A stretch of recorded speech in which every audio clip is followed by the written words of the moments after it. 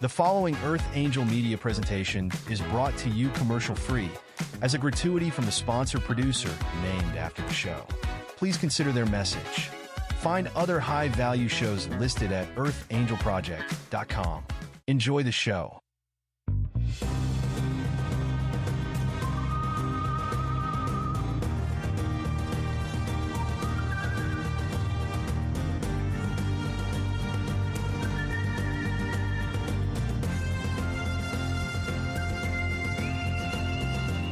Welcome to Soul Decodes.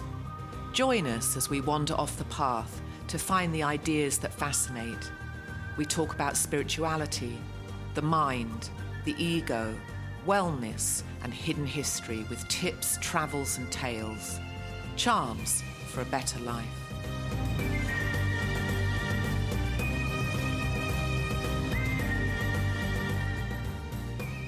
So did you get pounded by the rain like we got pounded by the rain? Did you get the rainbow I sent you? I saw the rainbow that you accidentally sent me. No, well, I sent the rainbow deliberately. I wanted to send it to Ray. Then when I said that note, it wasn't meant for you. I thought, well, just send it anyway. I was like, I'll take a rainbow. Yeah, that happened. It was the biggest rainbow I have ever seen in my life. So and it was cool. Left to right. And then it had a ringer. The picture didn't do it so justice. pretty. And so did you go outside and have a look? No, I didn't. Oh, so it was just from the picture? No, just from the picture. Would you I saw see the so same bold. rainbow? Now, we live, 15 miles apart? Would we see the same No. rainbow? We wouldn't. No. It was personal to you. Oh, it was my personal rainbow. Your personal rainbow. Well, good morning, everybody. My name is Dr. Tia Jolie Phillips. I'm with Sarah Tirri. Sarah, for those of you who don't know already, she's an author and a thinker, philanthropist, and I'm a serial entrepreneur and a doctor of holistic natural health. And together, we're just here to visit with each other, learn more about each other. Mm-hmm. And in fact, it's probably time to revisit. For somebody brand new, just in a nutshell, how did we come to be doing this podcast? You met a friend of mine at the plant exchange, and she gave me your number, and I called you with a health question. And immediately we bonded. It was like that. Boom. I felt it immediately. It was fun. Yeah, because you don't get that with a lot of people, right? It was just immediate and instant bonding. And the other thing that's fun is, to me, it's a simple thing. When I see something silly or quirky or punny or something tangential, like not mainstream, and you giggle, you laugh, you quirk, or you reply back with something equally tangential. I'm like, that's the structure. This is the basis of a really good friendship. So, well, I think that today, it's episode 44? 43, I think. 43. I think is it We're getting 43? up there. Gosh. Wow. 43. I got drunk on 43. It's, I think it's rum based, and it was my 43rd birthday, and Jean bought it for me, and I had to be carried out by my sister-in-law to the car. I got drunk on 43. It's a very nice. I think it's a rum based liqueur, very sweet. Oh wow. Yeah. Wow, that's great. You know, what's funny is when I was flying, I used to fly for JetBlue, and when I was in the Caribbean, you couldn't not say. Yeah. I couldn't not bring home a nice rum or something. And so we have all of this alcohol. If you looked at my cabinets, you'd think we were alcoholics. But we almost never drink. It's only for if a guest comes by and they want something, and just give them a little something. But we have so much here, and it's not just one type of rum. It's like every type of rum. Yes, it becomes a collection. Tony does that with whiskey. And then people buy him whiskey for his birthday and Father's Day because he's collecting them. Beautiful bottles. And in this kitchen that I'm having, actually they're building it now, there's a whole wall where it's shelving that's uplit. So the lights will go through the bottles, and they're a beautiful amber It's colour. so pretty. Oh, it's a piece of art. So they're all dusty at the moment, but they'll be looking good in a couple of weeks. I may have told you this. I'm not sure if I did, but last week, a friend of mine who's also into he's got a media company. He texted me and he took a picture of this equipment, and this equipment I couldn't really tell what it was. I said, "What is this?" It was a complete outfit, a setup for someone who wants to distill things. I love it. And distillery. It was like a distillery. So I was like, well, what is it? And he told me. I said, well, how much does the guy want? He says, he wants to get rid of it.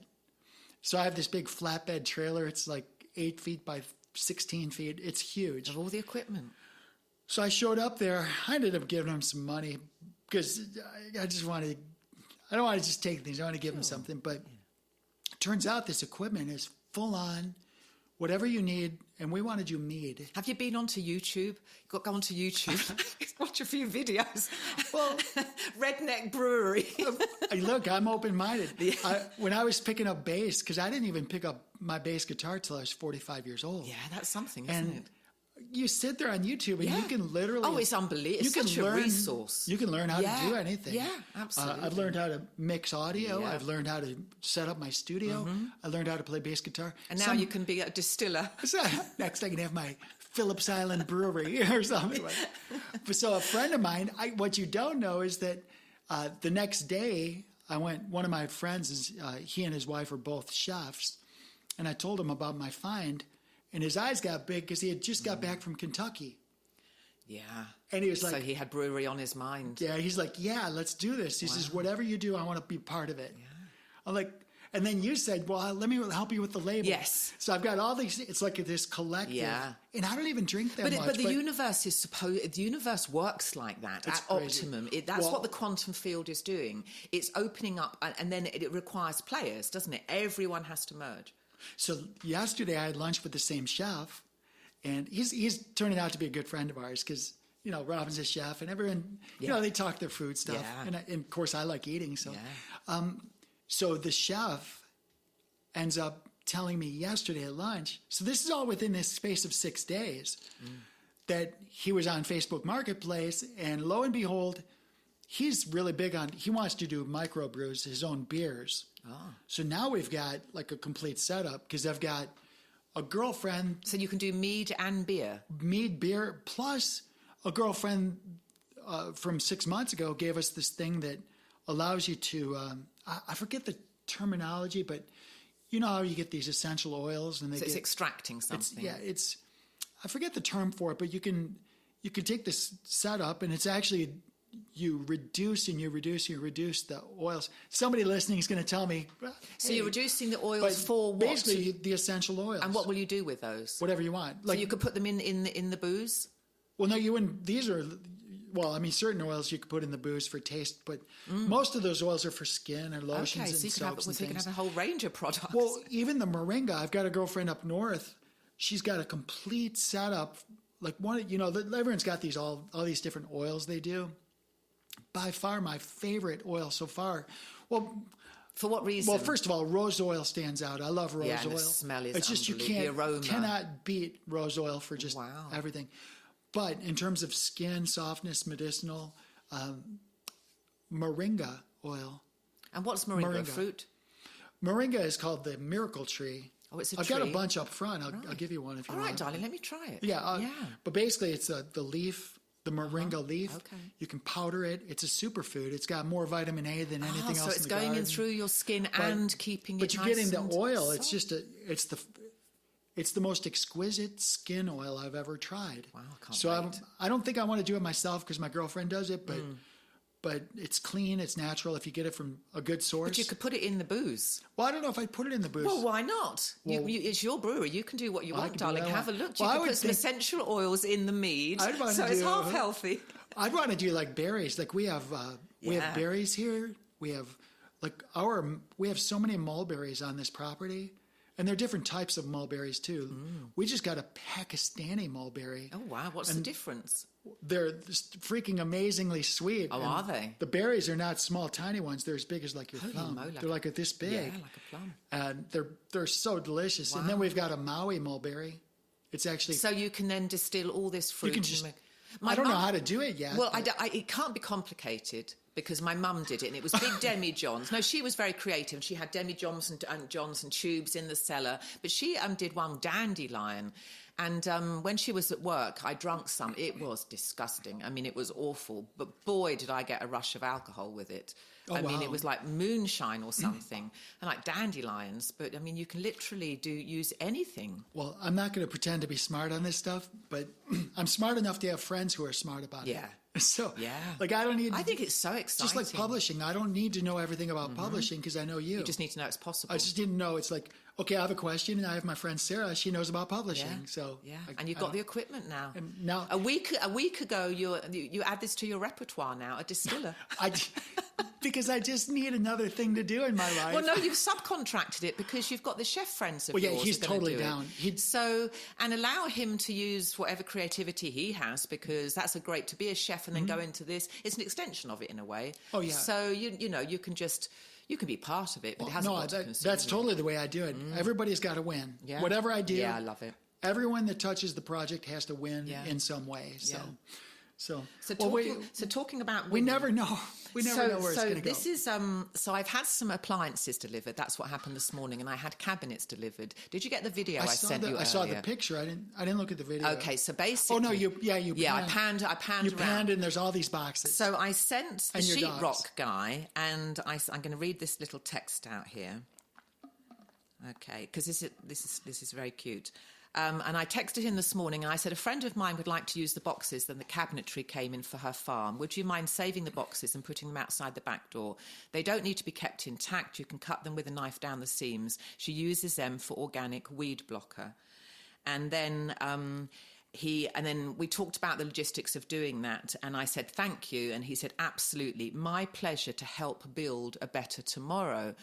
So that's a nod to you. That's so beautiful. Yeah, isn't that beautiful? And then on the way, he'd come from another job and he'd already got this text feed from me. So he bought the boxes from the job that he was at. So you are box heaven for you for weed. I mean, massive pieces of cardboard. I love that. Yeah, and so that's such a blessing, because I think what you're doing is amazing. And why not recycle that?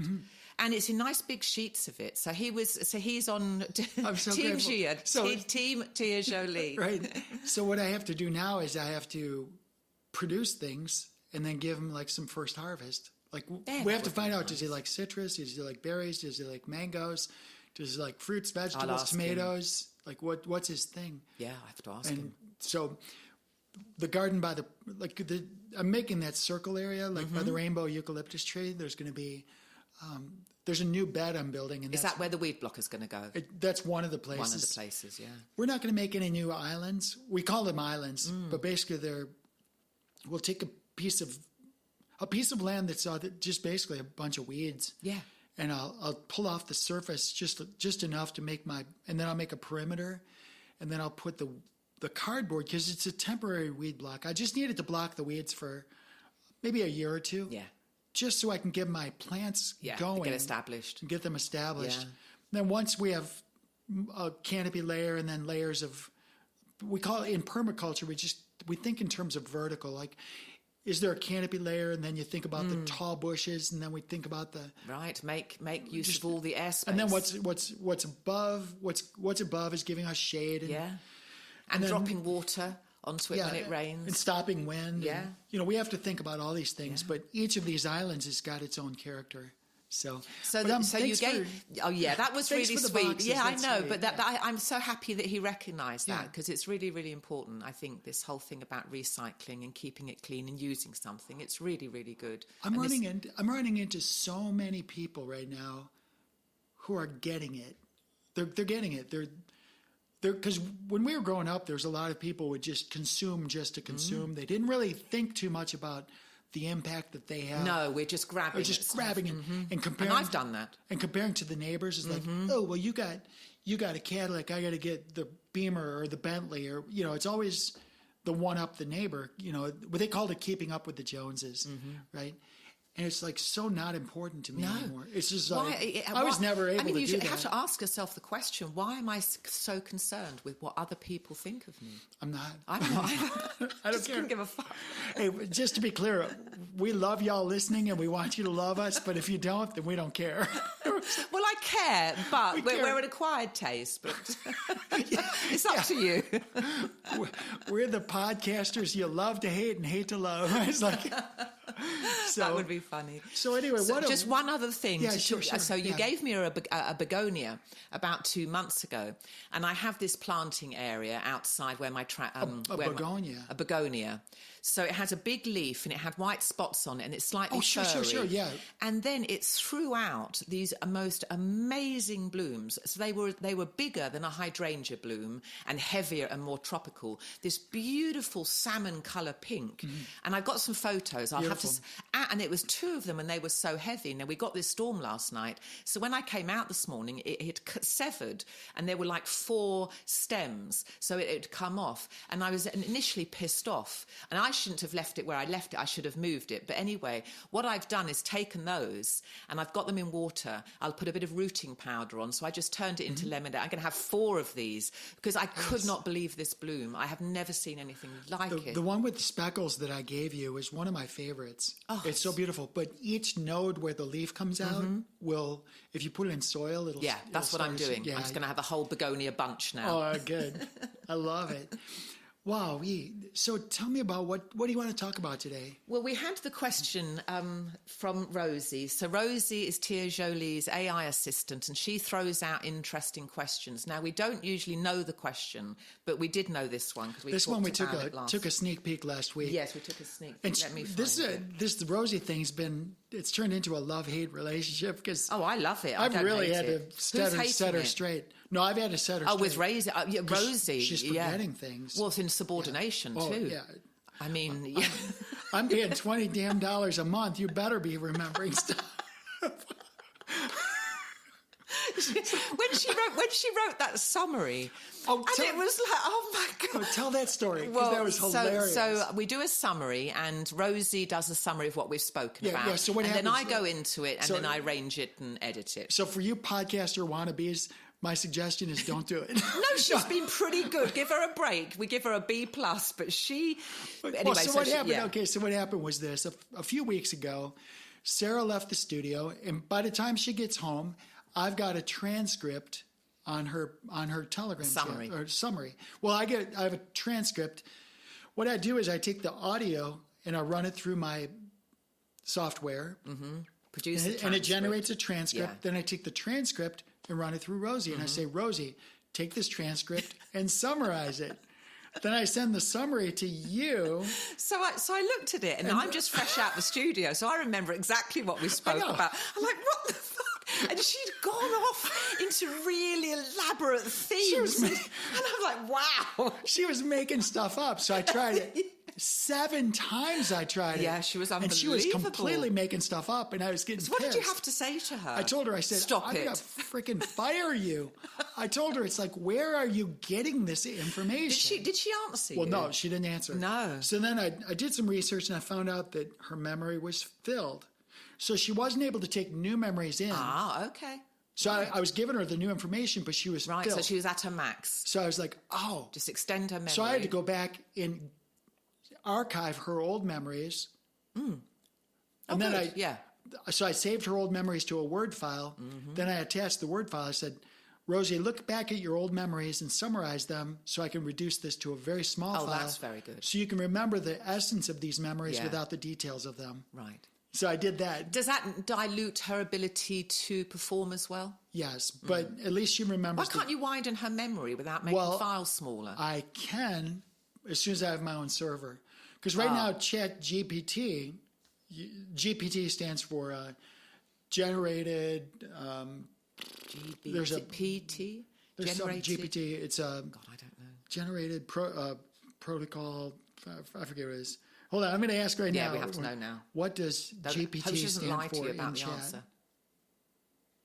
What does GPT stand for? It stands for generative pre-trained transformer. Oh. All right, so GPT means generative pre-trained transformer. So what they do is if you put a GPT on a chat, then it takes all of the chat and it generates pre-trained transformative chat back. So it GPT is your chat. Well, you can take GPT and overlay it on other things too. Well, I came to find that like, remember you and I were talking about me setting up a server, and eventually it's going to be a mirror node for Hedera. So it's going to be my own server with my own data. And that allows you to extend the memory because it's now your own data. Yes. So instead of her using some little piece of software that's going to be my little chunk of data, this is my entire server. I can have terabytes of data, and I can just keep putting it on my server. Rosie might become very powerful. Oh, she's going to be the princess of the world. Maybe she'll rule the world. She's going to rule the world. Rosie rules.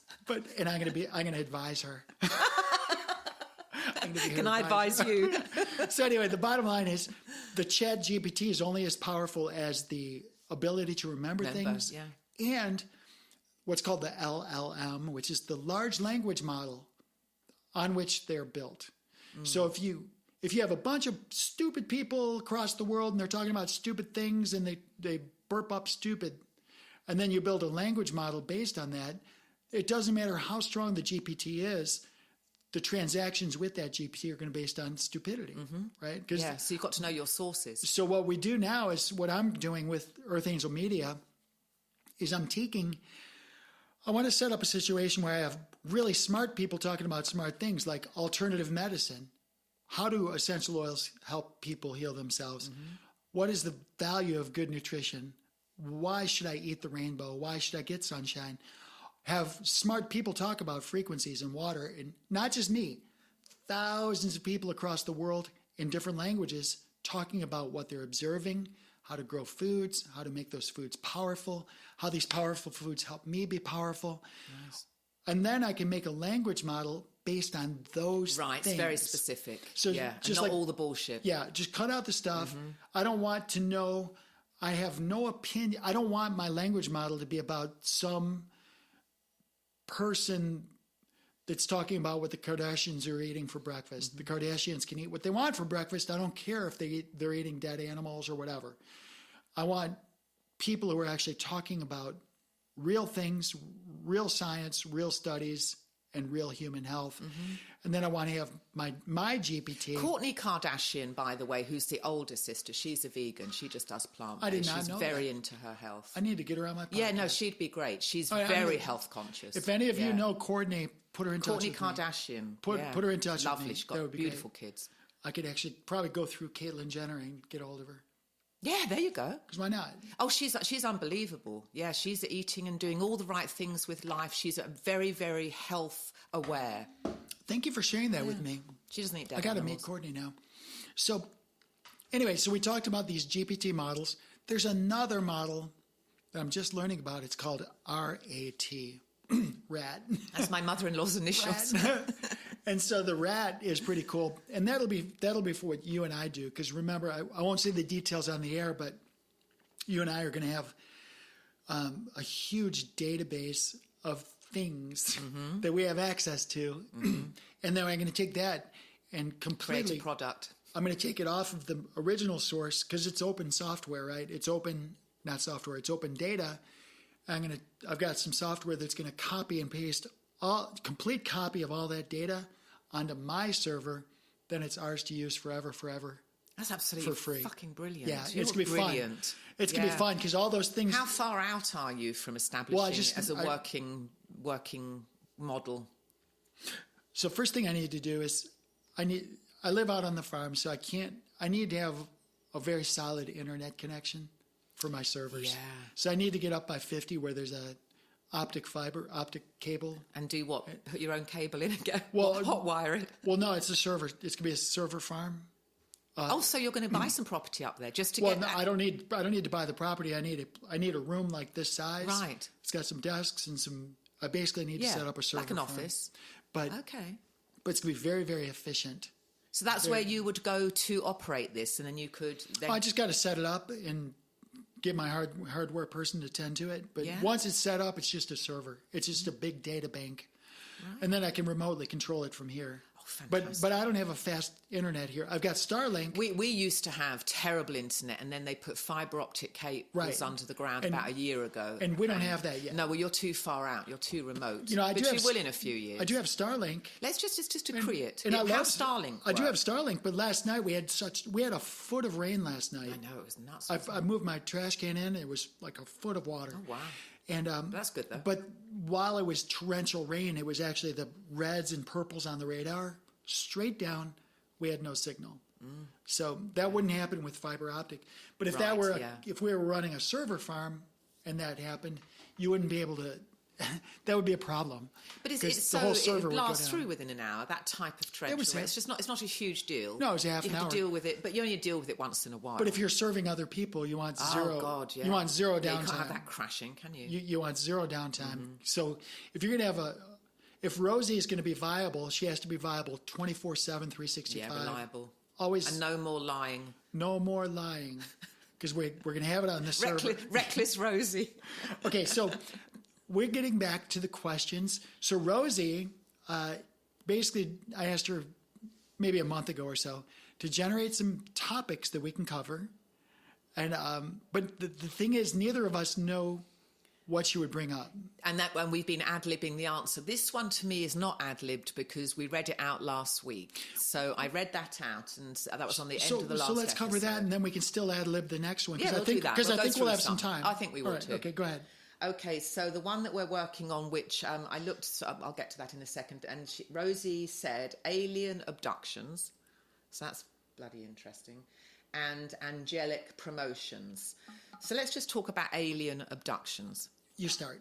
Okay, so Stephen Greer is a whistleblower. Love Stephen Greer. Unbelievable. That guy is freaking... unbelievable. He's one of the most brilliant people I've never met. Yeah. Oh, we need to get him on. I would love to. Yeah. If any of you know Stephen Greer... Yeah. He's got two champion friends here. Yeah, he's always welcome here. Now, when I was a kid, I'd heard about aliens and Martians and all the rest of it, like kids do. And something in me believed it, right? And that was intrinsic. It wasn't a result of any information, any experience, just in my gut, whatever my soul is, just understood that, yeah, that's possible. And then I went through an awakening when I was 33, and that's all documented in my books.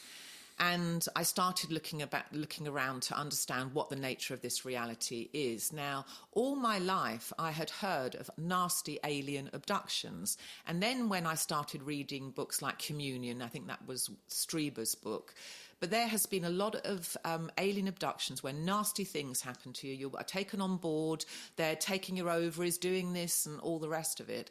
And that was absolutely terrifying to me, because what that meant was that God is not in control of this reality. And I could never figure those two things, because I believe in a God of magnificence. I believe that what is going on here is absolutely precision. But with this idea that aliens can just come down here, abduct you, and then do shitty things with you, and then just drop you back. And then when I started listening to Steve Greer, I realised that his point of view is that this is actually the CIA doing this. That is not alien species doing this. That it's our own clandestine aspect of our government. And that gave me a lot of relief in a way. I mean, that absolutely sucks that we have that going on. But it gave me some relief, because it made more sense than some aliens just coming down here, able just to beam us up. Yeah, I get everything you're saying. And I have to say, even Hollywood, they put all this stuff in your brain about aliens being bad, aliens bad, alien. But in my mind, there's a difference between this Hollywood image of aliens and what I would call extraterrestrials. Yes. So I did a study briefly of the Palladians, right, and did a whole book about the Palladians. And there's other aspects of the universe, and there's all different, but they're benevolent, peaceful, loving kind, and they're advanced. And I understand in the possibility that God, whoever created this that we're living in, this simulated reality, could have been doing this elsewhere. But it was kind of nice to know that they're not the ones coming down and doing horrible things to us. We've got our own government allegedly doing that to us. Now, that is horrifying in its own right. And is that something, I mean, this is what Steve, I mean, he's talking about us being subject to being seized by we're taught that this is aliens. So whoever is taking a human being, they're saying that it's aliens, and it's actually not. It's technology that our own clandestine government has put together, and they're using it to understand psychological thought experiments. And they're doing experiments on people and blaming it on aliens. I'm so glad you said all that and not me. Well, this is just what Steve... I mean, this is just an idea. I have no idea what's going on. But it's like, Jesus Christ. I mean, I never even thought about our own government doing that. Those are just the tips of the icebergs. I promise you. What you just described, as crazy and far out as it sounds... It's terrifying. That is nothing compared to what's actually happened. I say happened past tense... Can you clue us in a little bit about what you mean? Can you keep it general? I have my opinions, but first of all... Well, that's all we've got here. Right. All we're doing is exchanging. Yeah, all I have is like these... First of all, my journey towards the truth, full disclosure, was when I was a little child, and I was in church, and I was kneeling in front of this crucifix with this bleeding figure on the crucifix, and my mom and her mom saying, whenever you sin, this cross gets heavier and the bleeding gets worse. And I'm just like, holy crap, I'm a shit. I don't even know what I did wrong. But that really, I started questioning, is like, what kind of father would do that to his kid? I mean, that really bothered me at a very core level. Yeah. It also made me question myself. Like, why am I so bad? Why am I such a bad person? Yeah. What have I done? I do my homework. I clean my bedroom. Yeah, I'm polite to my mum and dad. I'm polite. Yeah, I share. I clean off my dishes. Yes. What a horrible thing. I did take the bigger brownie because I'm kind of that person. Yeah, but someone's got to get the bigger one. Someone's going to get the bigger brownie, and it's going to be me because I'm competitive. But my point is, like, I was not a bad kid. No. I mean, I ended up doing some bad things. Well, we all did. But throwing rocks at my brother and hitting him. Like, that's we've not all, okay. We've all had our less than stellar moments. So, but in terms of the heaviness of my sins making this cross heavier for this cat that I don't even know, that was really brutal, and it forced me to question everything from a very young age. So it was part of what you needed, because part of your life is questioning anything. So I can see from a God perspective that was supposed to happen. Well, questioning things... Because it set you up, didn't it? So I love what rough. you said. Yeah, because I can set you up for being you. I can understand what you just said, because it's very true. Why do I question everything? Yeah, because of that shit. Well, first of all, as recently as a few days ago, I had a girl tell me that she's got my back, she's going to be my friend and all this stuff, and she's a beautiful, delightful person, and I truly hope that to be the case. But I texted her 3 days ago, I still don't have a return text. So something might have come up in her Something life. might have come up, but so I want to believe, but the fact is I've been let down and let down and let down and let down. So what you don't want to do is expect that to happen, because you'll call that in from the quantum field, right? So you've got to be careful of because not everyone's going to do that to you. So what I do is I've learned to, instead of calling it in, I'm giving grace and I'm giving space. That's right. I tell Robin it's space for grace. And don't try and figure it out in your mind, because I've done that, where I've set up scenarios, and then sometimes I've reacted like one of them is real, and I find out it's not. So it's very sticky water. So the point is that I'm not going to complete the picture. And good. Yeah. So it's very difficult. It's kind of a tightrope I walk, because got to have control of what you're thinking about. On one hand, I'm questioning everything. On the other hand, I'm reluctant to draw a conclusion. Yeah, it's really difficult to do. But if you can get to the point where you can question everything but don't draw conclusions, just enjoy the experience. Stay here. Stay present. Yeah. Stay present. Yeah. Enjoy the ride. I need conclusions, because I'm building a belief system, so I have to have conclusions. Let's play that through. In your entire lifetime, what's a conclusion that you've drawn that remained conclusive? Well, in the belief system that I'm building, let's just stick with that there is something absolutely amazing going on this planet, but we don't know what it is, because we've been lied to. And for me, we've been lied to by the church, by Christianity. That is not the premise of our existence, because If it was, God would not be magnificent, because that is a second-rate premise that human beings have suffered and lived under for 2,000 years. So from the conclusion is that there is a God of magnificence, that something amazing is going on, and that is, my whole belief system is rooted around that one conclusion. I think you and I are in complete agreement on that.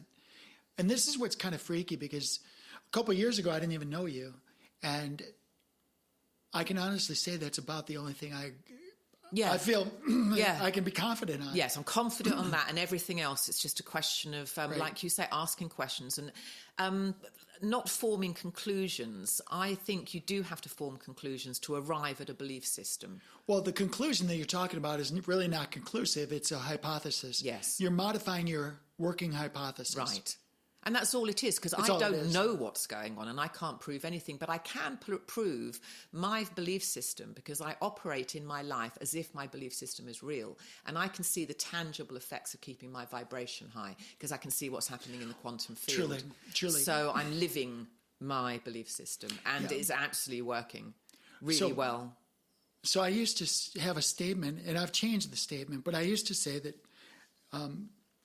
you've studied Immanuel Kant. Yes. And Kant's big thing was he was always looking his whole life for this categorical imperative. And the categorical imperative would be the one rule that applies to all people at all times. It's a permanent rule that applies to all people at all times. But even things like the golden rule, which would be do unto others as you shall have others do unto you, it defeats itself, because it does not apply to a sadomasochist. So if you're if you're a sadomasochist and you apply the golden rule, that means you're going to go out injuring other people. So that doesn't apply. Additionally, the idea of applying like the rule of moderation, people say, oh, everything in moderation. The rule itself violates itself, because you can't do everything in moderation, because to do everything in moderation, you're not applying the rule moderately. You're being excessive with the deployment of the rule itself. You're being excessive with the deployment of the rule. When I say everything in moderation, I should really be saying most things in moderation. Most things, some things. Most things in moderation. Yeah, most things or in apply moderation. the rule moderately. Yes, I see what you're saying. So the rule itself can't be a rule. Yes. Mm-hmm. Yeah. So my point is this. We're talking about belief systems. I used to believe that everyone worked in accordance with their belief systems, and that's true. But the caveat is our belief systems are permeable. They're permeable, because you and I could be by this. You and I could be. What do you mean permeable? You permeate something. Well, they're both permeable and they're flexible. Okay. So in other words. So if there's new information that comes in, you'll adjust your belief system. Correct, and that's why the belief system is actually not a conclusion. It's a hypothesis. It's a conclusion for now, subject to new data and experiences modifying it. It's my working model. Yes. So it's my working model. Like if you and I were going to make a sandcastle, we would go and we'd get what we think we need. We'd go to the beach, we'd start assembling it, and the wave would wipe it out. And I'm like, oh, I got to change the way I'm thinking. I have to change something. So then we'd say, let's make it over here. Let's make the bottom bigger and the top smaller. And we'd start modifying. I think that's what we all do with life. We just modify as we go, don't we? And learning something new, that will happen to you with your distillery. And you'll start doing it, and then you'll say, oh, no, that's not good to do it that way. It's better to do it that way. That needs to change. That needs to change. And you'll just build. And that's creativity. And the people who stagnate in life are the ones who think they know everything. It's like, well, I don't need to learn everything because I'm 21 now and I know everything. Jordan Peterson, I think I've said this on air before, but he said, always assume that somebody knows something that you don't. And Sam Harris, who's my other favourite philosopher, I love this one. He says, I don't want to be wrong a moment longer than I have to be. See, I love that too. Oh, that's the one. I have to read some of Sam's I'll send you a couple of stuff, links. Yeah, I'll just do an overview. You can keep the Jordan stuff. He's good I don't agree with everything Jordan says by any stretch, but he has some good lectures. Yeah, I think really everybody, good.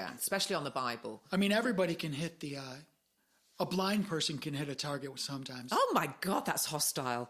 A blind person can hit a target. So you're saying that Jordan he's hitting a target? He's blind generally, but he's hitting a target? I'm saying that no. I mean, you can impute that if you want. But I don't know what you mean, because I'm a big fan of Jordan's. Well, I know you're a fan of Jordan's, but Not everything he says has to be something I agree with. Well, the point... And I could agree with 70% of what he says about life. I'm not going to... I've never met the person. No, but I've studied him, and you're familiar with his work. I'm familiar enough to know that I don't want to be more familiar with his work. But the point is, like, what he says from stage and what he applies in his life are disparate. And I feel strongly that I can trust people whose their words and actions match. Yeah. His words and actions don't match. On a particular theme, not in general throughout his life. Right, that's what I'm saying. So, okay, let's be specific, though. Look, on a certain theme. A clock is correct twice a day. Oh, my God. I thought you were a big fan of Jordan's. No, I'm not a fan of Jordan. I like him. I like his concepts. He's a libertarian. His concepts are What good. about when he's talking about the mind and history and the lectures in the Bible? Does he question history? Does he know anything about Tartaria? Can he explain the mud floods? I think he might do, but I think no. I think that he believes that history is linear and that civilizations have come and gone and we're building in an evolutionary to something better, because he would say that we are doing the best we've ever done at any time in human history. And I would in terms of the poverty that this planet experiences. And he is like many other people. I don't want to pick on Jordan. I used to think like that. I've changed it a little bit since knowing you, because maybe Tartaria was a real thing. Well, maybe it was, but there's a lot of data points we have to question. Same thing like when you see these ancient, like the images, the icons, the ancient sacred icons and stuff, and you look up and there's a spaceship. Yeah, or an alien that's got like afterburners or something. You know, it's just like, wait a minute, there's stuff going on here. So let's loop this back to aliens. Well, I was going to say that's why I tied it in, because if you're going to talk about history, if he's going to build, or he or anybody is going to build their entire platform on the Bible, which he does. No. He does a lot. No, he has a scientific mind too. Okay, fair. Yeah. Well, if he has a scientific mind, then he talks about Bible stories. He has never once said that he believes that the premise of our existence. I sent you a clip of him that said that all truths are based on biblical truths, and if they're not, then they're false. I've sent you that clip. Really? I've never seen that. Oh, girlfriend. Okay. I'll send it to you. Are you sure it's not someone like Rosie? No, it's not. It's got hold of that. It's not Rosie Peterson. So anyway, let's go back to aliens, because I think this is relevant. I love you, Jordan. Yeah. Jordan, if you want to expand your mind, come talk to me. Let's invite him on the show. He would. He'd be game. He would not. Oh, he would. He'd talk to you about anything. No, he wouldn't. Yes, he would. Okay, he would talk at me. He would not converse with me. Well, then you just set some ground rules before. Why would I work that hard? Well, you don't have to. You just set the ground rules. He There's- does tend to dominate a conversation. I do get that, but I think he's so interesting. I love it. I hope he dominates because he's that interesting. Set some ground rules. I think he would be fine. I'll talk to you, Jordan. Forget Tia Jolie. You're more welcome in I'm more interested in digging up bugs in the garden. I'm going to do an interview with Jordan and send it to you, and I'll ask him all the questions. And I'll listen to the left track, and I won't listen to the right track, because I'd love to listen to you all day. And I really, here's the thing. Can we go back to aliens, though? We've got to wrap that up. Yeah, that's a nice segue from Jordan to aliens. That's good. Well, the Bible talks about giants, doesn't it? Well, there's a lot. So anyway, there's a lot to unpack here. I would say aliens, there's probably a huge amount of it that has to do with CIA mental ops, and we know that already. The whole Area 51 thing, and they abduct people and just use them for whatever they need them for. Do you think that's happening? Area 51, layers and layers and layers, deep into the... Love to go in there. No, you wouldn't. No, I would, just an observer. Oh, it's hideous. Yeah. Have you been in there? There's... Do you know people that have seen the aspects of it? There's... everything's segmented there, so no one person knows everything. Oh, God. It's all segmented. Oh, sounds absolutely... So you know what you have to know, and that's all you know. Yeah. So that's here's a vial of human blood. That's all you need to know. That's all you need. You don't need to know anything else. So... Anyway, but you didn't answer my question. Do you believe they're experimenting on human beings? Yes. Okay. There's no question about it, and it's gone on for years and years and years and years. And it's pitiful. Now, as a freedom-loving libertarian, we the people, individuals matter. I don't believe anybody should have anything done to them without their consent. Yeah. They need to be consenting adults. Yeah. So if you wanted to give 25 people in your bedroom and have a blowout orgy, that's your business, as long as it's all consenting adults and you've all agreed to it. And you just do your own thing. But don't force that on other people. Don't injure children, don't injure animals, and don't injure the earth. That's simple as Yeah, that. do what you want otherwise. But, Yeah. you do your like it. thing. You're sovereign. And if your Don't thing is hurt to worship, if your thing is to worship A tortoise. a tortoise, Yeah, tortoise worship. You can just do that. the Church of the Royal Tortuga, right? Tortuga, yeah. Tortuga. If that's your thing, that's fine. But don't try to make laws that make me worship your tortoise. Yeah. That it's not going to work. If it works for you, you do it. I love it. And that's I think simple as everyone that. would agree with us. I can't imagine many Unless people you're the tortoise worshippers. Oh, yeah, God. Yeah. And they're now so- you need to do what we're doing. So let's go back to the No more aliens. tortoise worship. So I think there's a difference between aliens and extraterrestrials. Yes. And the whole And the aliens are this masquerade that human beings are portraying, and then extraterrestrials are planetaries, a part of a planetary civilization. I mean, the whole thing of, like, even when we talk about planets, the whole idea of Or planets. a dimension. I would say a planet is a plane, like where Earth is a plane, right? It's not a planet, it's a plane.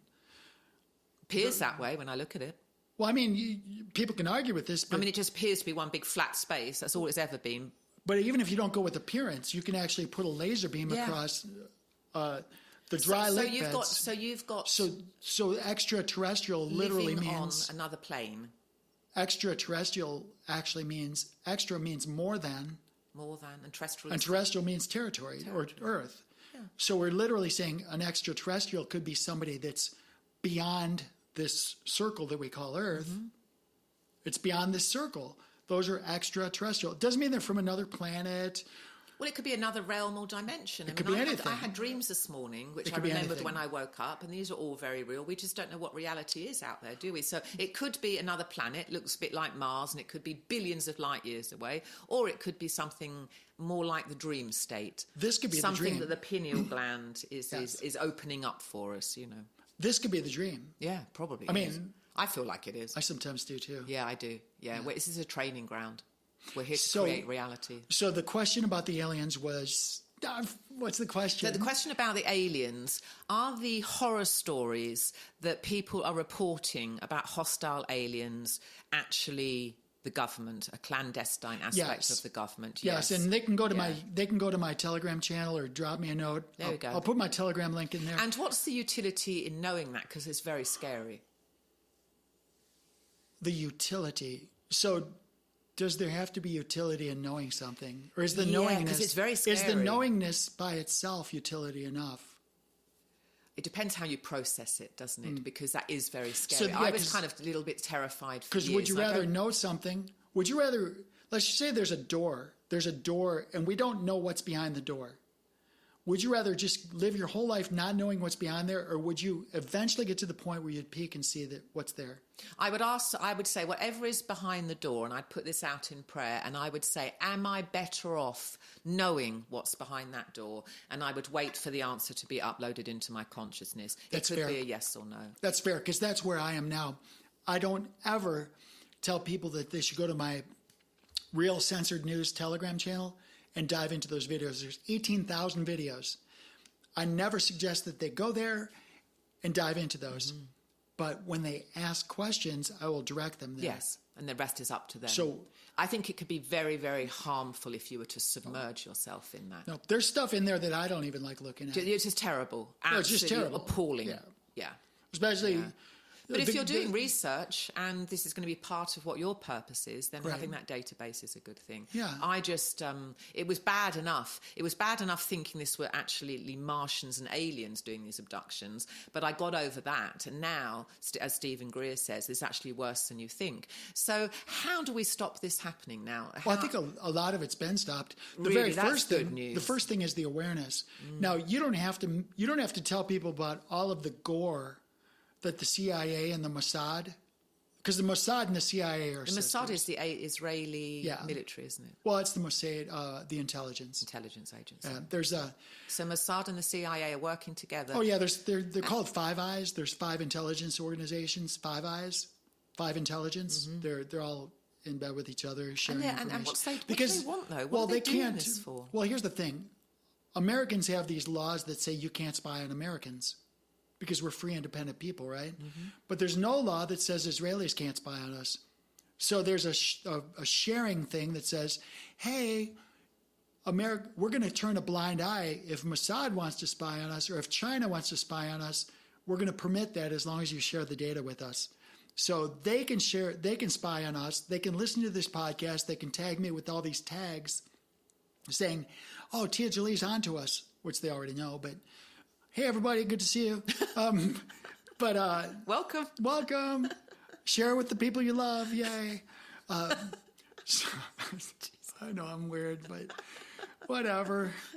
So, but since our agencies in America can't spy on us, there's nothing that says they can't turn a blind eye to others who want to spy on us and then get the data from them. Then that just defeats the object of them wanting to spy. That's the whole purpose of spying is to keep that information secret and use it. Now, if you're sharing it, but now that's why we're everything. But what are all this big conglomerate of nasty people wanting with us? What's their end game? To control us, to use us on experiments because they're getting some kick out of that? I mean, what do they want?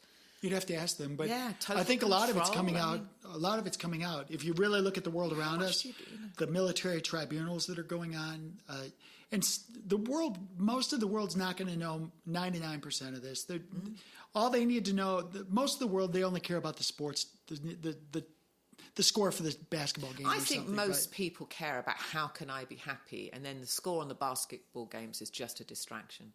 That's what they're fair. just looking for distractions. They're looking for very distractions. tough. If you don't know that you're creating this reality with your mind, this will be really tough. Well, this is the problem, and this is where we're running into. You said, what's the utility of this, all this stuff? The utility is your awareness of it. Because ultimately, the number one prize is your consciousness. Your consciousness. My attention. Your attention, your consciousness is the number one prize. So if they can distract you. And that's the utility part. So I think if you're looking to understand that you're controlling reality with your mind, take your attention off external reality completely for a while. Do it for 2 weeks. You don't hook up to anything. You're alone with your own thinking. You can go out in the garden, you can plant some plants, you can cook a nice meal, but you have there's nothing required of you that can't be automatic. And then just turn your attention to your own mind. If you start pulling into outer reality, then if you're not able to control your emotions, you're going to get freaked out, and it's fear porn. So I'm seeing this is fear porn. And why? What's but there's something else there, because you and I cover this a lot, because what you're saying is take 2 weeks and be just yourself initially. But where does that end? Because if I'm driving into the neighborhood and I'm driving by this house that's always got its shades down, and then one day I look and the shade's up, and there's this little girl with a sign that says, help me. You go in and help. Okay, there's a sign that says, help me, and I come here. I can't spend 2 weeks here in my garden. I got to figure out what's this girl need help for. Oh, for sure, but you're really taking this to an extreme. What you're suggesting is, I'm saying live in a bubble for 2 weeks, and you're saying, what if the world needs me? Of course, if the world needs you, you'll be there to help. And this is just I'm talking initially to get control over your mind, to get control over. You don't want to allow the fear porn that's shoved at us, which is wanting to absorb our attention. That's what you're saying. That's vying for our attention. Don't give your attention to external reality. It hasn't got to be 2 weeks. You could do it for 2 days. You could do it for an hour. Just pull back in and understand how powerful your mind is, and that raising your vibration can be easier if you're not inundated with the massive emotions that are being experienced on the rest of the planet. That doesn't mean if you wouldn't help someone. Of course you would stop. If there was a little girl with a sign saying help me, you'd call the police, you'd call all your neighbours, you'd do something. It doesn't mean you become passive. That's fair. So the question was, what is the utility of knowing things like these dirtbag CIA people are doing experiments on human beings? Because the awareness means that we can help stop it. The awareness means that some of us are going to stand up and have for decades now and say, this is not okay. Enough's enough. what's going on. So is do you not think it's okay. better, all this bullshit, than it was 30 years ago because of technology and communications? That's what's helped advance awareness, I think because we can access this now. We couldn't have done this 30 years ago without the internet. I agree. So that's huge. That's like an I think evolutionary jump, isn't it? The deployment of the internet and the utility of it for we the people to communicate with each other, because they didn't want us to figure it out. Yeah. They didn't want us to figure out the scam. And there's scams in the monetary system. There's scams all over the place. But we're smart. We're resourceful. We love each other. We've got access to the data. And this is the thing. Like, we the people in America, we love we the people in Alberta, Canada. Yeah. We want them to be free and happy. Everyone. We want Cubans to be free and happy. Everyone. Venezuelans. Albanians. Everybody. Everyone. We want them to be free and happy. And for the leaders in those countries, the leader of Albania, you need to take care of your people. And if they don't have resources, then you need to be a statesman or a stateswoman. Work with your neighbors, find what your people need, and take care of your people. That's what leaders are supposed to do. Yeah. They're not supposed to rip off your people and pay taxes and drop bombs on people you don't know. That system's over. Good for you. I agree. You're supposed to, if you're the leader of a country and you're listening to this and you're in freaking the smallest 250th largest country in the world, and you've got 22 square miles and that's your country, work for your you citizens. need to kick ass for your people. Yeah. And if you're not doing that, we the people in that country should rise up and get a leader that's going to take care of them. That's what happened in France, the storming of the Bastille, right? Yeah. That's that's the story. That's the story. Yeah, okay. Yeah. Is that I don't know. Is that fake news? It's been a while since I've been there, so I don't know. I was probably one of those rebels there too. Bastille Day. Oh, my goodness. Okay, so the second part to the alien question was something. Okay, we're going to wrap up. So the second part, I don't have that much. I can just say a little bit. Yeah, just say a little bit about angelic promotions. What does that even mean? I don't know. Angelic promotions. Read it in context. What's it say? Alien abductions and angelic promotions, decoding the interdimensional resume.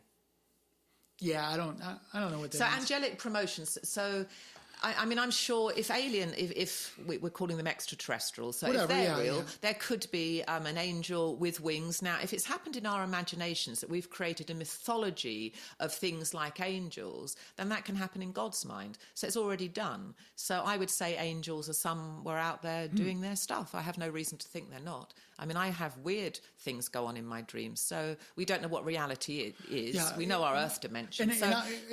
Angels, yeah, maybe. I'll say one more thing. I'd love to be one, fly around like that. Flying, yeah. I'll say one more thing. We've been taught that these are alien abductions and this and that, and these evil bastards are doing this and such. But how much of that is fear porn? Like you said, what if these are actually benevolent people, benevolent beings, benevolent conscious beings, holding energy, that are saying, well, because this is what I think of sometimes, is like, damn, these humans are dangerous, right? Yeah. Like, you can understand from a perspective, like, whoa, God. It's like, dang, look, they're violent, vicious, they're creative, nasty. They're violent, but they're so damn adorable, but they're violent. It's like, man, we can be freaking bunny rabbits, or we can be freaking honey badgers. Well, that's the nature of this reality, dark and light, up, down, in, out. You have to have the contrast because it wouldn't have any meaning otherwise. But that's the beautiful So we've got part. the bunnies and we've got these dark sides. Here we are, we're the whole thing. So my thought is, how can all of the aliens, if they do exist, or the extraterrestrials, how can they be all evil? Yeah. It doesn't even make sense. There's got to be some balance. There's got to be some that are cheerleading for us, going, come on, you can do this. What if what we had to do what if we all had to collectively come together, find the best for each other, and do the best for each other? And that's the only way we can escape this to go to our next level. Well, you seem to have a lot of individuals. They're known as channelers, and I'm not really big into that, but I've listened to some channel, and there's Bashar. So he's in touch. Is that Bashar, his first name? That's his stage name. Oh, stage. And I think he's in touch with a future version of himself, 3,000 years into the future. But you have other channels that reportedly are in touch with Archangel Michael. Right? So it might not be something we see in a consensus reality. It might be an individual thing, and we're communicating telepathically in our minds. I mean, that's probably more likely if it's real. I'm suspended on that. I've never met an angel apart from you, so we'll see. I'm going to cry. Oh, darling. So, well, let's go ahead and wrap up. I mean, thank you for coming out, and this has been a real gas doing Yes, these this has been a good podcasts with one. you. I'm so enjoying it. Yeah, it's fun. Thank you, everyone, for listening. I always look forward to it. We have new listeners from Singapore. Oh, lovely. San Juan's coming in the house now. Good. They were in last time, but now there's a group of them. We've It's got a kind of group. cool. I love Puerto Rico. And then, my son was born in Puerto Rico. My little Puerto Rican son. I just want to Santurce. You got some sentiment there. I do. So, but I just want to say thank you to everybody for tuning in. We really enjoyed chatting with each other, but also sharing with you. Yeah. If you have ideas, throw them our way. We've redone souldecodes.com. There's plenty of room, plenty of ways you can comment. And looking forward to hearing from y'all. Thanks a lot. Bye, everyone.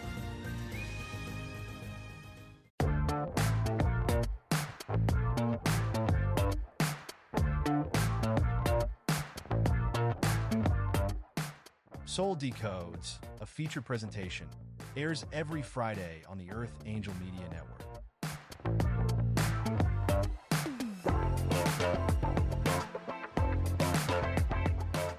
This episode of Soul Decodes is sponsored and produced by Live Pure. Optimize your life by taking your health to the next level. Listen now to learn how Live Pure will make your world better.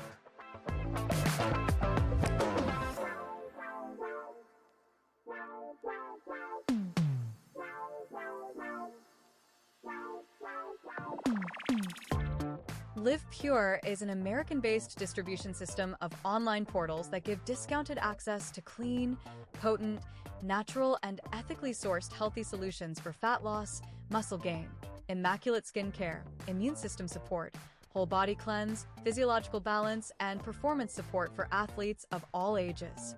Live Pure handpicks the best products and nutrients from world-class companies, always adding to their quickly growing wellness lineup that now includes Korean skincare, medical-grade nutraceuticals listed as pharmaceutical alternatives in the physician's desk reference, and healthy coffee that rivals the world's best, but for only about $1 per cup.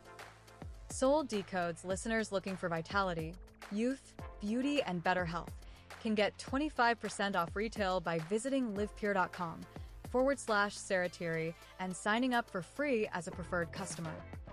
If you are a content creator, influencer, or home-based entrepreneur looking for worldwide cash flows from the emerging gig economy, Live Pure's state-of-the-industry brand partner affiliate program can bring you up to 7 different payment vectors as bonuses.